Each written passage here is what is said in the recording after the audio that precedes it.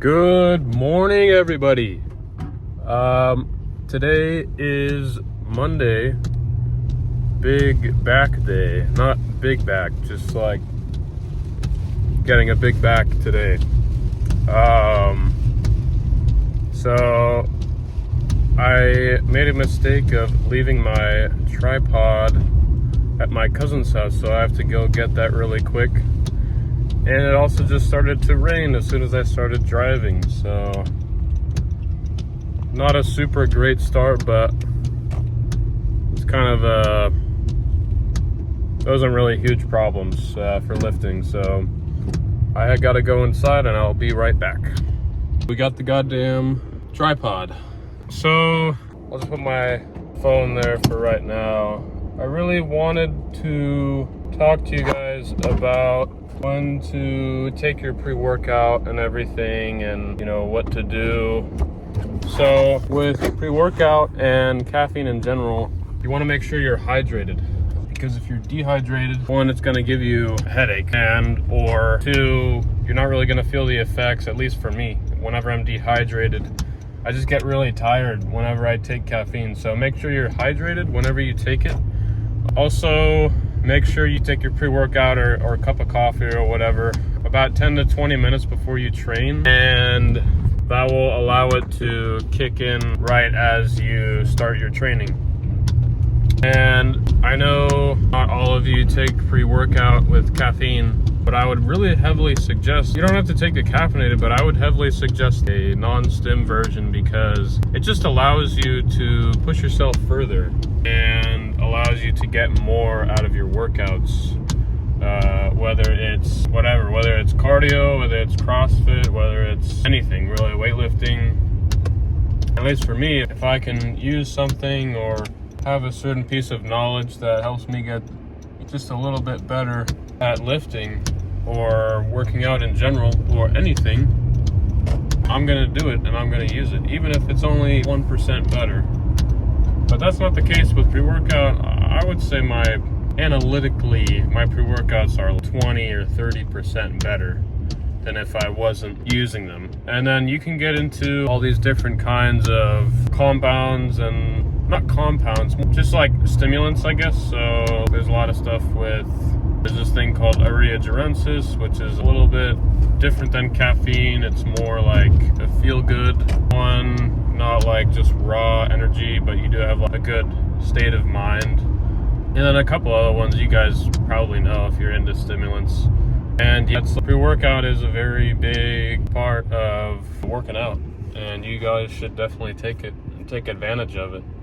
So today we are doing back and biceps and a little bit of rear delts. Especially with me, rear delts are very, let's just say they're not my strongest point. I need to work on them. They're one of the weakest body parts in my body as a whole, I would say, other than my legs. My whole upper body I feel pretty good about, but it's just the rear delts are not poking out. And what the rear delts actually do aesthetically, and they're also very important just physiologically, they push your shoulder forward, so they create the dome 3D effect. They push the front to the delt heads forward. If you don't know, you have 3 heads to your delt. One right here, it's your front delt. One right here, which is your side delt. And then you have one in the back, really close to your side delt. It's called the rear delt. And it is way more important than people give it credit for. It really helps create a chiseled feature to your physique. And the other two things, back and biceps, so they go hand in hand. I heavily advise using straps. Sometimes, I don't know if you've seen, but sometimes I'll forget. And it's not me not supporting using straps, it's just absence of mind. So with back, we're really going to be emphasizing targeting our lats, because we want to create that V taper look and overall just like width of our back, to also make our waist look smaller. It's just a win with all of that. And the 2 movements that I'll be doing today for lats are going to be lat pull down, and there's this cable unilateral lat row, which basically means you are like, I'll show you in the gym, but it's like you're just pulling straight towards your midsection on a cable. And you guys know what lat pull downs are. I'll show you in the video. And then lastly, for upper back, we're going to be targeting just mid back, upper back. So that's traps, rhomboids. Your traps and rhomboids are in the same place, but your rhomboids are actually almost fully under your traps. So they help, both of those muscles are gonna help create thickness. I am pretty sure the rhomboids are very similar to your brachialis in your bicep, which it helps create a bigger looking frame, essentially. It pushes out your traps. So mostly any movement you're gonna do, which is gonna involve rhomboids. Technically, there's no surefire way to isolate any adjacent muscle group or agonist. If you guys don't know what agonist means, it's just a muscle group that works with a secondary muscle. So an agonist to chest would be triceps on the push movement. Or maybe that's synergist. I don't know the difference between agonist and synergist, but that's going way too deep in the anatomy for most people. Most people just want to get a simple workout done, which I'm here to do. So I don't know what I'm going to title the video.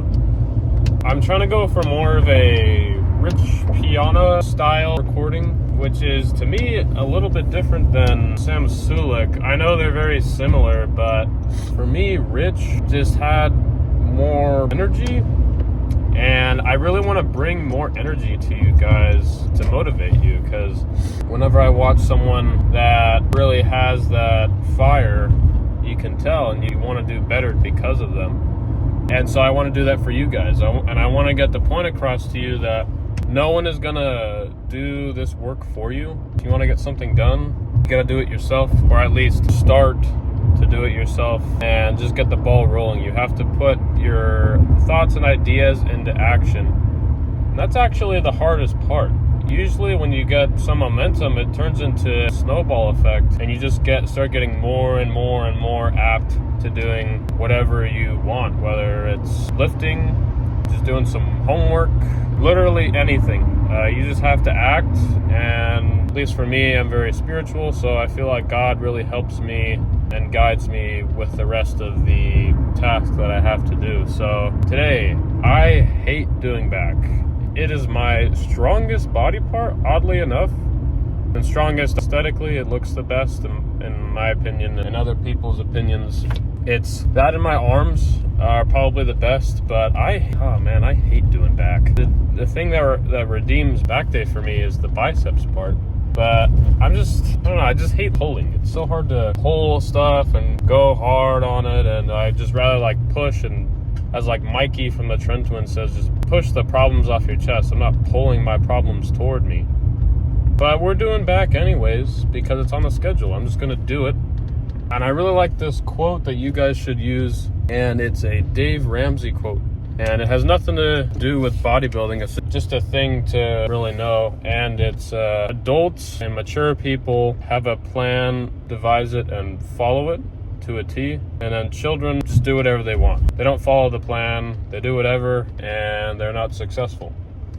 So whenever you guys have a plan, you gotta follow it and do your best.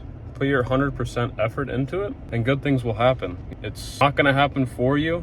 You have to do the work, and that really sucks.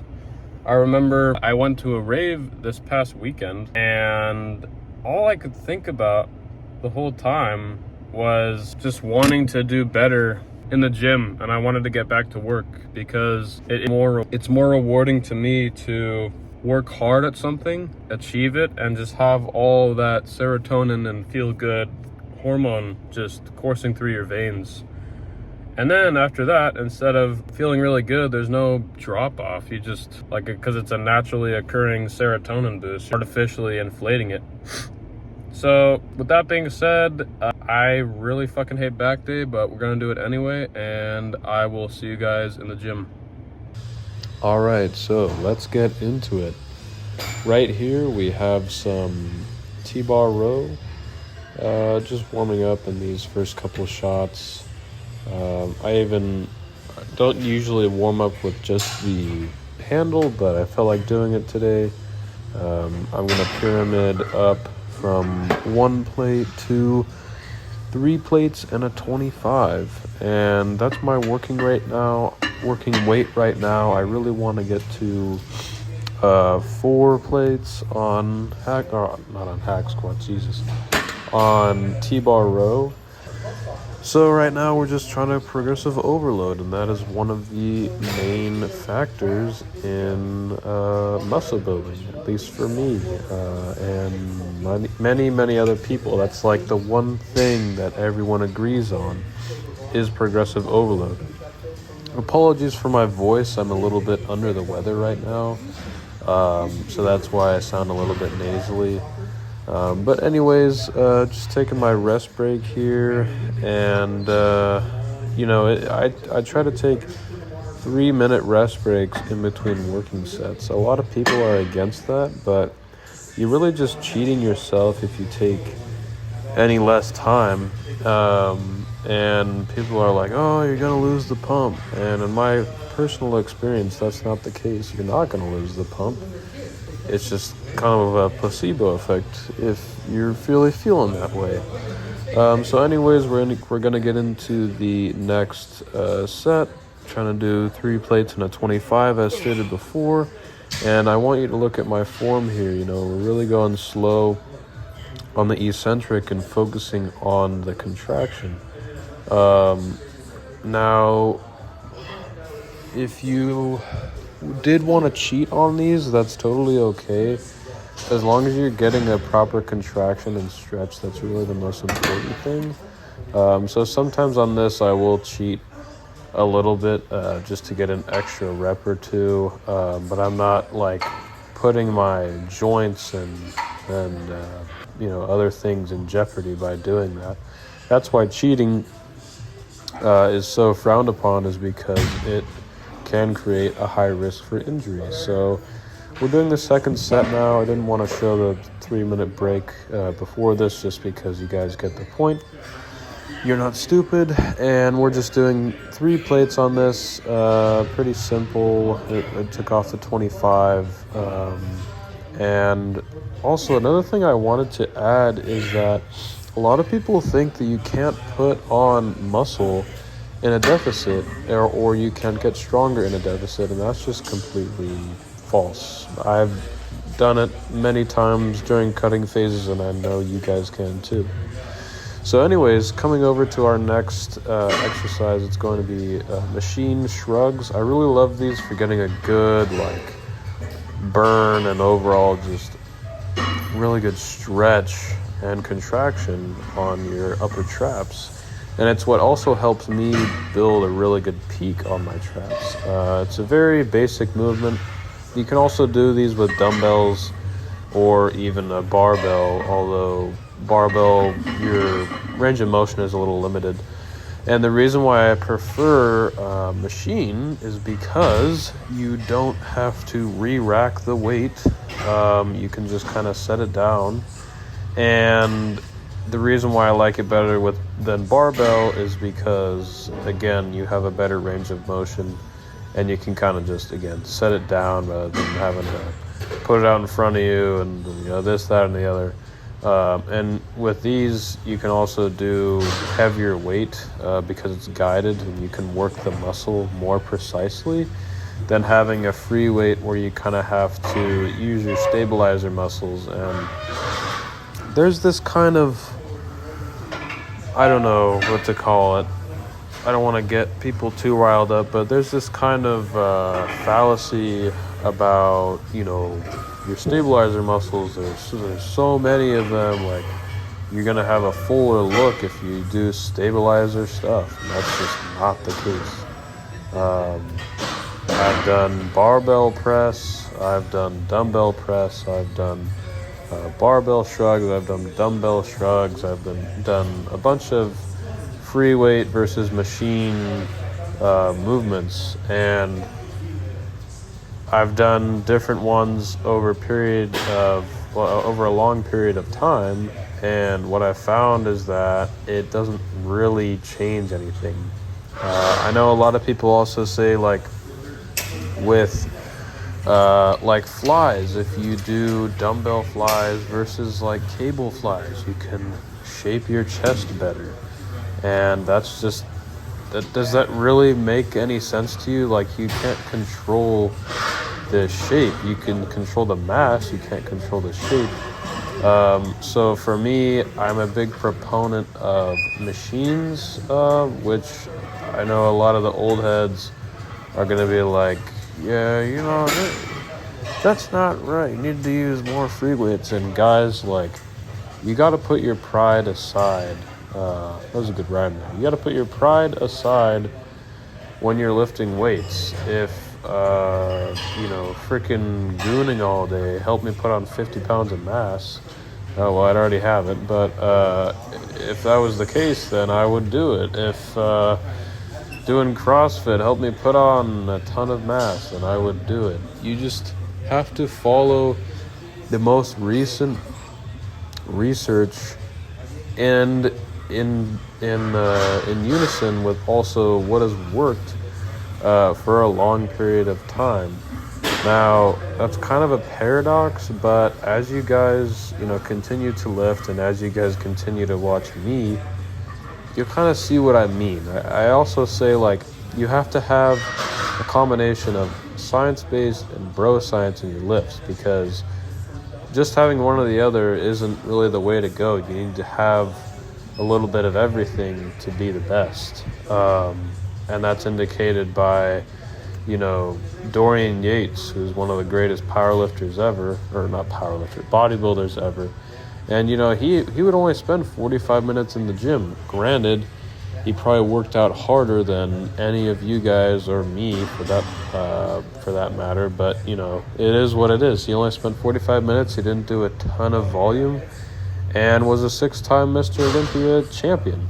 So if that doesn't warrant low volume, I don't know what does. Because a lot of people talk about, like, hey, like, low volume doesn't work. Look at, Mike Mentzer. Mike Mentzer was a pretty damn good bodybuilder. Obviously, he never won the Mr. Olympia. But, like, if you look at his physique, it's, like, in the top, like, 1 in a million, physiques that you'll ever see. I mean, he was outshadowed by Arnold. But I always think, like, man, like, imagine if Arnold had the research today and like the knowledge of past Olympia winners as well, like Dorian Yates. If he trained that kind of volume, in my opinion, he could have been even better. And that's just so hard to imagine, but I think it's the truth. So enough of the rambling. We're getting into the next set here. As long as you just have to wait for me to take a million years to put the freaking straps on this thing, because it's probably just me. I'm just an idiot. But yeah, we're gonna put the straps on and do our last set. I believe I did 3 here. I'm switching it up a little bit. I increased the amount of sets for my traps and like lower rhomboids and mid back as a whole to 5 instead of 4. Just wanted to try it out, and as you guys can see, I'm going to failure. Really trying to take advantage of that stretch and contraction, and then right there, we just hit the deck. So gonna move on to our next movement right now. Alrighty, so we're getting into our lat portion of the day, I guess. I'm sorry about this shot. You're just kind of freaking staring at my ass right now. Here, I'll fast forward a little bit. All right, here we go now. Okay, so I really like this movement. You can't see on the right part of the, like outside the right part of the screen, but it's on a just like a cable, like a seated cable row machine, and I have my leg, my right leg, if you look, behind the little seated thing. And this is really just for like the mid to lower lat, trying to get them to grow as much as possible.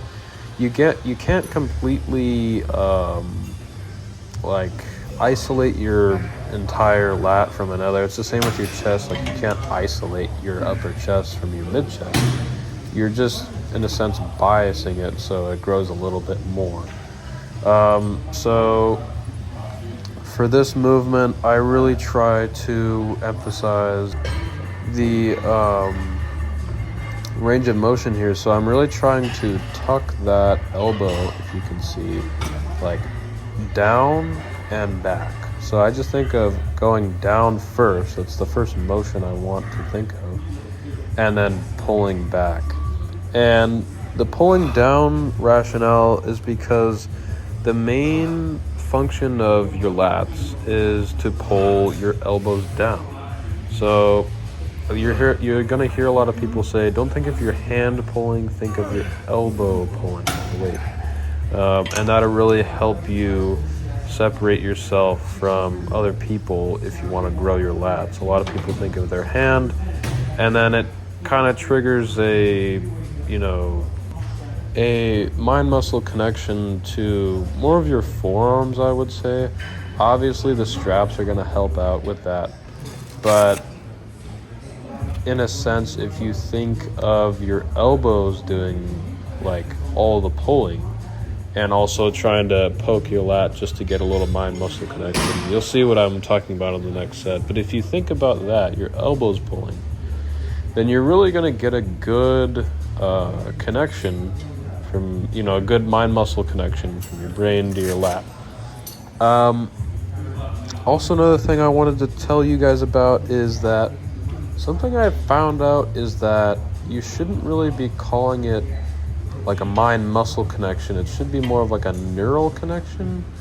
There's so much nuance in that, so I guess don't read too much into what I said about that, because personally I don't really understand it either. But apparently, like, the term mind muscle connection is kind of being phased out, but I don't know, there's nuances to everything in lifting, and that's what makes it so complicated. But obviously, like with your lats, I think that not everybody can do a lat spread, especially beginners. Like it's just something that I can't really explain right now. Obviously there's probably some concrete research on it why it's not called a mind muscle connection. Anyways, just getting into the next set. So you'll see this from an actually good perspective here. So I'm death staring the camera, which I'll try to stop doing, but I was just looking at it just to see if my form was okay. And as you can see, I'm just trying to pull down and back, down and back. Again, I'm trying to fix and just glue this into your skull, so that you can get a good etiquette on how to contract your lats. Now here, it doesn't really seem like I'm pushing that hard. This YouTube thing and recording everything has helped me realize that I probably need to push a little bit harder on the sets, but I do stand by the volume. Okay, so on to our next movement. So here I had to switch out the bar, looking pretty wide actually, not gonna lie. But I had to switch out the bar to do some conventional lat pull downs. Now, there's a lot of ways that you can do these. You can use the bar that I have right there, or you can use a different grip, which is more like a neutral grip. A lot of people say, and it's probably true, that a neutral grip, when I say neutral, it's like when your knuckles are facing your torso and you're pulling down.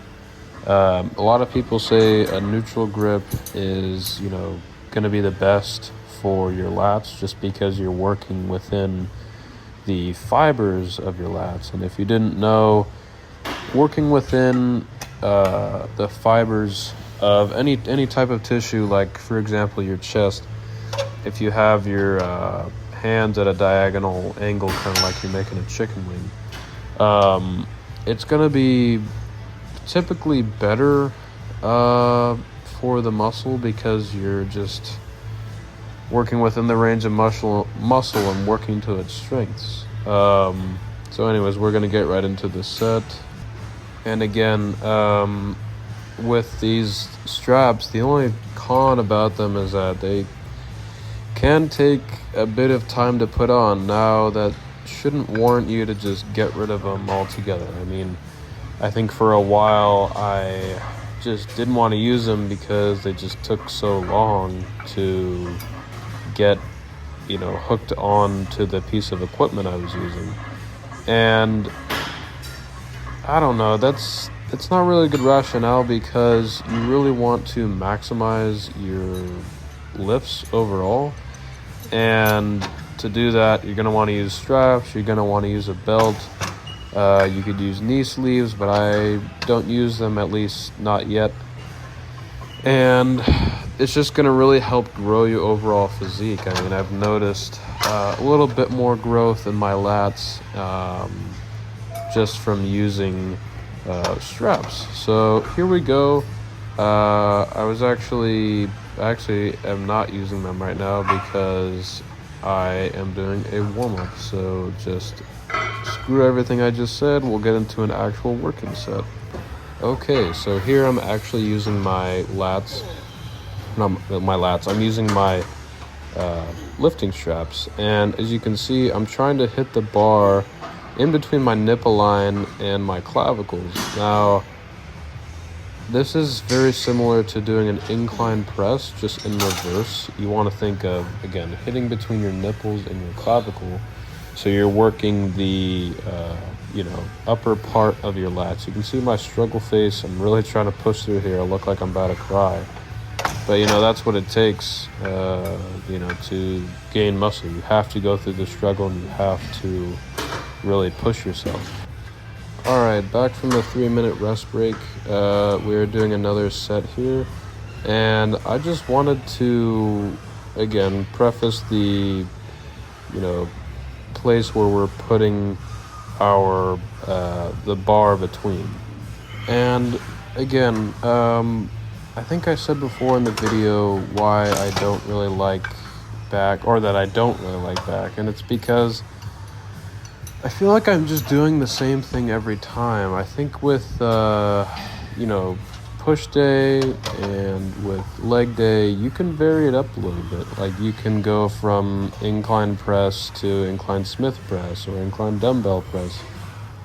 And with triceps, you can do a whole bunch of stuff. Like, even though kickbacks aren't typically conventional, you can do those. But like with back, it's just not a lot of variation. I'm thinking about doing chest and back, because like back just seems like, I don't know, like just not a lot of variation, just super vanilla. So with that being said, right here we're going to get into our rear delt flies. And as I said before, my rear delts are one of the weakest parts of my physique. And it's just something that I need to work on. And, why be in the gym if you're not trying to work on anything? That's the whole point of being here. So anyways, you can kind of see my form. I'll try to zoom in a little bit, actually. Okay, here we go. That's a little bit better. So this is actually a little bit of a better angle too, because you're able to see kind of it working. So here, just like with lats, I try to think of myself as pulling with my elbow. And this is just going to really help you engage your rear delt a little bit more. There's another variation where you can hold your arm at a right angle. But for me, I'm just trying to figure out what's the best, because obviously what I've been doing hasn't been working super well. So usually I do the thing where I have my arm at a right angle and I just pull back. But right here, I'm just doing a simple fly with my arm straight. So really just, again, what we're trying to do is focus on stretch and contraction, stretch and contraction. That should be another bullet point that you have in your brain, along with the million other things that I've talked about. But here, like, I really like these because I'm able to push myself really hard without getting my form too off kilter. I think dumbbell, like T flies or dumbbell bending over flies, I forget what they're called. They're very good, but it's just, you know, trying to control the form is not the best, not you know, the easiest. And when I say easiest, usually you don't want it to be easy, but when you're talking about form, usually you're going to want to gravitate to whichever exercise is going to be the easiest to control. Like, I'll put it into perspective. So going back to like bench press, like, we have a bar, we have dumbbells, rather than trying to lift a boulder with no grip above our head. It's easier to control that weight than it would be just to go back in caveman times and lift like a random object above our head. So, with that being said, moving on to our next movement, it is going to be machine preacher curls, and I think every movement except for that T-bar row has been on machine today, and that's just going to be a lot of, you know, back exercise. The only one that I don't do that's very, very good for your back is bent over barbell row, which I used to like a lot, but I am limited by the herniated disc in my back. And, you know, you do what you can. I've done some like disc therapy for it. I'm thinking about taking some BPC 157. And if you don't know what that is, BPC 157 is a peptide that helps with irritation and like nutrient flow to, you know, tendons, ligaments, connective tissue, the works. And if you know anything about herniated discs, it's that they're a squished disc between your vertebrae that have no oxygen or nutrient flow to them. And what the therapy that I did was, it helped expand my spine and help soak it up with nutrients and oxygen so it could expand a little bit and hopefully help with the interference of the nerves in my back. And that's another reason why herniated discs are bad, is because they can be really irritated and squish out the back of your spine and poke some of your nerves, and your spine is filled with these nerves that outstretch to the extremities of your body. And the most common one that it stretches out to is the sciatic nerve, especially if it's in your lower back. And your sciatic nerves travel all the way down to your feet. So if you guys ever have a tingling or a burning sensation that travels all the way down your leg, I would advise possibly getting it checked out.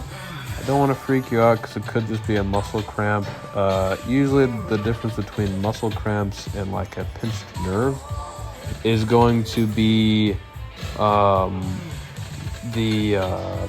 like isolation. So usually if you have a muscle cramp, it's like just going to be in one area, like your quad or your calf. And with a nerve, like a pinched nerve, it'll go all the way down one extremity, like one of your legs or your arms. You can also maybe feel like a falling asleep sensation in your neck, like tingling. And yeah, I just wanted to tell you guys about that, but let's get into the next set.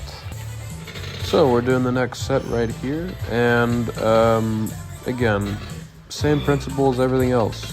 5 to 8 reps, not pushing too much volume, just pushing a lot of weight, a lot of intensity, and most importantly, focusing on the struggle, going to failure. When I say struggle, you can input mechanical tension in there. That is a proper term that you should start using, and spreading the word to everyone you know. So that's gonna be it for the workout, and I'll do some posing for you guys right now. So right here we got a pretty cool pose down, and you know, I mean, this isn't gonna be Sam Sulek, you know, this isn't freaky as hell, this isn't gonna be like dice to the gills, this is a journey. We're just trying to get, you know, better every single day and continue with the regimen. Now, I do feel like I have a pretty respectable physique for being natural, but, you know, I want to be better, man. I always want to, you know, get leaner, get bigger, you know, this, that, or the other. So now I'm going to take off my shirt and highlight probably the worst part of my physique, which is going to be my freaking stomach, man. If there's anything I have anxiety about, one, it's going to be my hairline, but two, it's going to be my stomach, so I'm not showing you that. So here, just doing a lat spread, looking pretty wide, but, you know, you can always be wider. And then doing a back double bicep, pretty sick. And that's going to do it for the posing routine. Not anything, you know, super special. Just doing a little bit extra here. Can't really see because I couldn't get the proper lighting. And yeah, that's it. Oh, what is up? We are done with the workout. Heading home now. Gonna eat my post-workout meal, and I also gotta go to the house that I'm house sitting at. I gotta feed the dogs, take one of them on a walk, and then I have to study later today for a life insurance exam, but hopefully we'll pass that. So today's workout, just to recap, was just a little bit of back and biceps and rear delts. I'm honestly gonna say that, I don't know, legs is still pretty hard. I was gonna say back is almost harder than legs, even though on legs you just want to die. But it was a long workout, and I did my cardio today too. I've been kind of bad about doing my cardio. I don't know why, I just haven't been able to get to it because I'm a lazy piece of shit. But I did it today. I did 30 minutes and I feel pretty good. Not overly tired. You don't have to kill yourself in the gym if you want to see results. And it's actually worse if you do just totally obliterate your whole body, because one, you might sideline yourself for a couple days, and two, it's just too much stimulus for your body, especially if you're natural. Now, if you're enhanced, it's a different story, because obviously you do recover faster. That's not to say, though, that if you're enhanced, you put in any less work. It's just, you just recover faster. Your body's way more responsive, hence the term enhanced. So I just wanted to tell you guys again that if you're thinking about getting into the gym, just go. Just don't even think about it, just go. And eventually it'll just be like something you do. It's not this whole big spiel. And also it's good come summertime, because then you get to show off what you've worked so hard for. And who doesn't like getting complimented at the beach, being jacked at the beach? And for more experienced people that are watching this, if you're ever struggling with your training or your diet, just think like, hey, this is all gonna be worth it. Come summertime, come whatever you're working for, it's gonna be worth it. And just don't give up, because with me, I remember when I started going, I was on heartbreak fuel, so it was kind of easy to get into the gym and just keep going, because I didn't want to deal with the emotional stress of the heartbreak that was just tearing me apart. So you don't even have to find a reason. Just go and don't give up. So tomorrow is going to be legs, and I'm gonna do my best to film it. It's kind of a busy day tomorrow. I got the big test, and then I gotta film the workout, and then I gotta work later. But you can't complain, just gonna focus on the now. Just had a great lift, and about to go home and get some grub in me and recover and sleep and study. What else are you gonna do? You play freaking video games all day? That does sound like very appealing, but eventually someone's got to get to work, and that's the state that I'm in right now. I'm 21 years old. I'm in my last year of community college. I'm about to go to San Jose State probably, and I need to get a real job, so that's why I'm taking this test, and probably gonna work for some life insurance agency, and that'll be that. I really want to make this YouTube thing a career, but the timetable is just too long, and if I've been recording for couple of years, might have some traction, but right now Not gonna make any money off of what, I think it was like nine subscribers. So just gotta keep pushing, put my shoulder against the boulder and just push every day. And eventually it'll be reduced to rubble and I'll walk right over it. But for now, just take it a day at a time. And I wanna be like Rich Piana and Trent Twins and stuff. Obviously I don't wanna die super young like Rich did. But I want to be the motivation for you guys every day. I want to just be maybe some light in part of your day so that you don't have such a crappy day. Because there's a lot of that going around and it just seems like more and more every day somebody's broken up about something. And I've gone through the same thing multiple times. And I have depended on YouTubers like the ones that I said, just to listen to someone talk and just feel like I'm hanging out with someone. That's a typical idea of what we're doing here. Now, I'm just struggling to have myself stand out from all of this big sea of creators. It's crazy. I post a video and then I'm on YouTube after that and I look at all the ocean of content. How am I different from everybody? And the difference between me and the rest of the people has to be the willingness to not quit and keep going. I want to be the last person standing so it can warrant some success, because it's in a sense just about social Darwinism. The strong survive, the weak taper off and do something else. Not me. I hate to lose. I'm not going to lose at YouTube. I'm going to post every single day. I'm not going to quit. And neither should you guys. If you guys are thinking of starting a YouTube channel, just do it.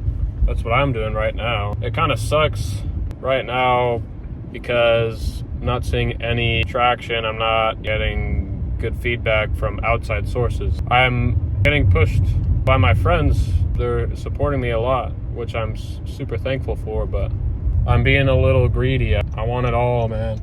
I want the world at my fingertips, and the way to do that is just to keep working. Law of averages, keep going. And Marshawn Lynch from the Seahawks and the Raiders, he was talking about someone playing football and wanting to play football, and he was like, are you willing to get hit like that over and over and over and over again? I would have kept going on that, but I just got to the house. Are you willing to do that? Most people aren't.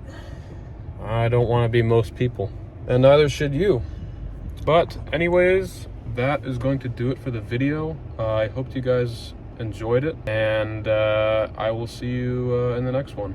So, bye-bye.